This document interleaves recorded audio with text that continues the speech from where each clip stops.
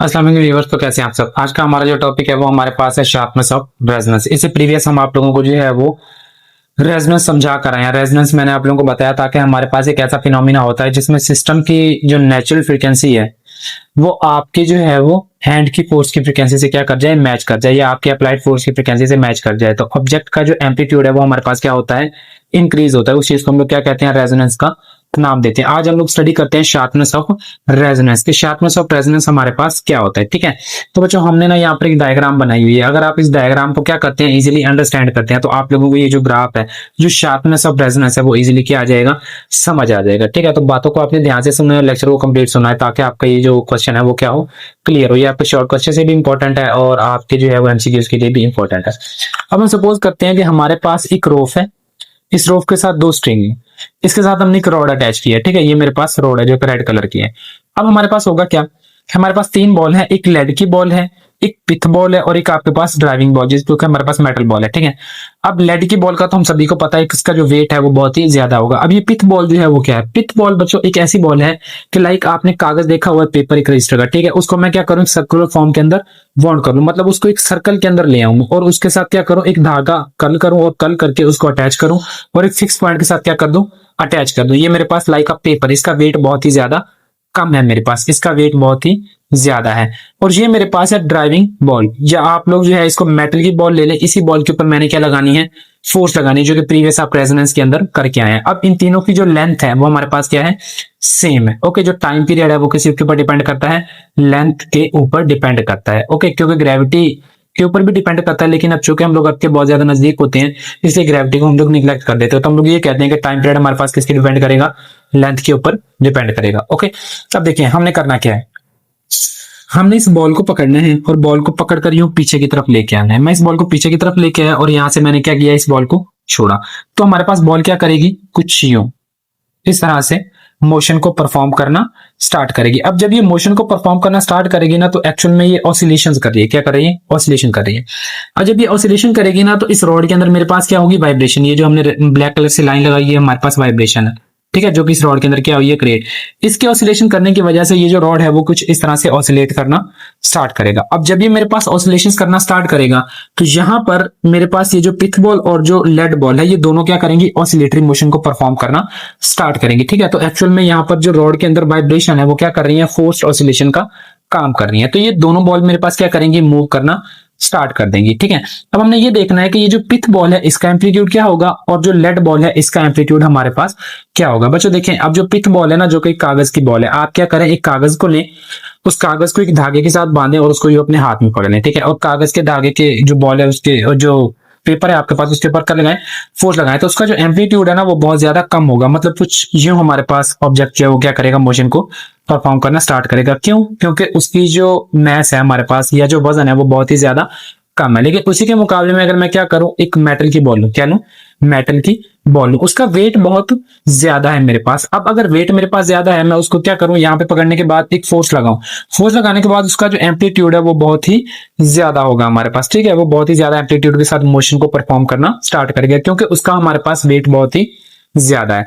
अब इन दोनों में एक्चुअल में हुआ क्या, अब यहां पर देखें, यहां पर हमारे पास जो डैम्पिंग थी ना, क्या चीज थी, डैम्पिंग थी, वो बहुत ही ज्यादा थी। डैम्पिंग का मतलब है कि हम इसको रिजेंबलेंस दे रहे हैं एयर फ्रिक्शन के साथ, मतलब कि इस बॉल के ऊपर जो एयर फ्रिक्शन है वो बहुत ही ज्यादा अमल कर रही थी, जिसकी वजह से मेरे पास डैम्पिंग क्या हो गई, कम हो गई। डैम्पिंग का मतलब होता है ऑसिलेशंस का रिड्यूस होना, ऑसिलेशंस का कम हो जाना, जो कि हम लोग प्रीवियस आप लोगों को जो है वो डैम्पिंग के टॉपिक के अंदर स्टडी करवा के आए हैं। तो यहां पर एयर रेजिस्टेंस की वजह से हमारे पास डैम्पिंग बहुत ही ज्यादा कम होगी। अब चूंकि हमारे पास यहां पर चूंकि वेट बहुत ही ज्यादा है, ज्यादा होने की वजह से इसका एम्पलीट्यूड भी क्या होगा, ज्यादा होगा। अब जब इसका एम्पलीट्यूड हमारे पास क्या होगा, ज्यादा होगा, तो यहां पर डैम्पिंग क्या होगी, हमारे पास कम होगी। इसका मतलब ये है कि हमारे पास एम्पलीट्यूड ज्यादा है तो डैम्पिंग कम है, इसके ऊपर जो एयर रेजिस्टेंस है वो बहुत ही ज्यादा कम एक्ट कर रही है। ओके, तो एक रिलेशन ना मेरे पास यहाँ पे क्या आया, एक रिलेशन हमारे पास ये आया कि आपका जो एम्पलीट्यूड है, क्या है, एम्पलीट्यूड, वो हमारे पास इनवर्सली प्रोपोर्शनल है किस चीज के, डैम्पिंग के। ओके, अब अगर डैम्पिंग ज्यादा है तो एम्पलीट्यूड क्या होगा बच्चों, कम होगा मेरे पास। ठीक है, तो यहां पर डैम्पिंग ज्यादा थी तो एम्पलीट्यूड पिथ बॉल का क्या था, कम था। ओके, अब अगर मेरे पास डैम्पिंग कम हो जाए, क्या हो जाए, कम हो जाए, तो आपके सिस्टम का जो एम्पलीट्यूड है वो क्या कर जाएगा, इंक्रीज कर जाएगा। इसका मतलब है कि यहां पर डैम्पिंग स्मॉल थी, यहां पर डैम्पिंग हैवी थी। ओके हो गया। इस वजह से हमारे पास एम्पलीट्यूड में क्या आ रही थी, चेंज आ रही थी। मैंने यहां पर क्या निकाल लिया, एक रिलेशन डिराइव कर लिया। ओके हो गया। अब यहां पर दूसरी बात आप लोगों ने जो याद रखना है ना, वो हमारे पास ये है कि आपके पास जो शार्पनेस है, शार्पनेस जो है वो डायरेक्टली प्रोपोर्शनल है किस चीज के, एम्पली ट्यूड का। ये हम लोग आप लोगों को वहां पे समझाते हैं, आप इस ग्राफ के अंदर इस चीज को समझेंगे, बट यहाँ पर आपने ये रिलेशन क्या रखना है, याद रखना है। अब बच्चों देख, अब यहाँ पर ना बच्चों हमने ग्राफ बनाया हुआ है जो कि हमारे पास फ्रीक्वेंसी और किस चीज के दरमियान है, एम्पलीट्यूड के दरमियान में। वर्टिकल कंपोनेंट के ऊपर एम्पलीट्यूड है, हॉरिजॉन्टल कंपोनेंट के ऊपर हमारे पास फ्रीक्वेंसी है। ओके, अब देखिए हमने ना यहाँ पर तीन कर्व बनाई हुई है। फर्स्ट हमारे पास जो कर्व है ना, यहाँ पे हमारे पास क्या है, लार्ज डैम्पिंग है। तो हम लोग देखते हैं कि हमारे पास कर्व जो है वो फ्लैट आती है, क्या आती है, बहुत ज्यादा फ्लैट आ जाती है। अब ये जो लार्ज डैम्पिंग की एग्जांपल है ना, इसको बच्चों आप लोगों ने याद रखना है कि यहाँ पर जो बॉल हमारे पास है ना, वो है पिथ बॉल। क्या है, पिथ बॉल। मतलब एक ऐसी बॉल है जिसका वेट बहुत ही ज्यादा कम है और उसके ऊपर डैम्पिंग बहुत ही ज्यादा है। अगर डैम्पिंग ज्यादा है तो एम्पलीट्यूड मेरे पास क्या होगा, कम। तो देखें बच्चों, ये जो पीक पॉइंट है इसका, ये वाला, ये बहुत ज्यादा कम है मेरे पास। क्यों कम है, क्योंकि मेरे पास डैम्पिंग जो है वो ज्यादा है। क्या है, डैम्पिंग ज्यादा है तो एम्पलीट्यूड क्या है, कम। डैम्पिंग ज्यादा है हमारे पास तो एम्पलीट्यूड क्या है, कम है मेरे पास। लेकिन उसी के मुकाबले में मेरे पास एक और यहाँ पर ग्राफ है जो कि तीन थे हमारे पास, इसमें स्मॉल डैम्पिंग। स्मॉल डैम्पिंग के लिए आप लोग जो चीज यूज करेंगे ना, वो हमारे पास है लेड बॉल। क्या है, लेड बॉल।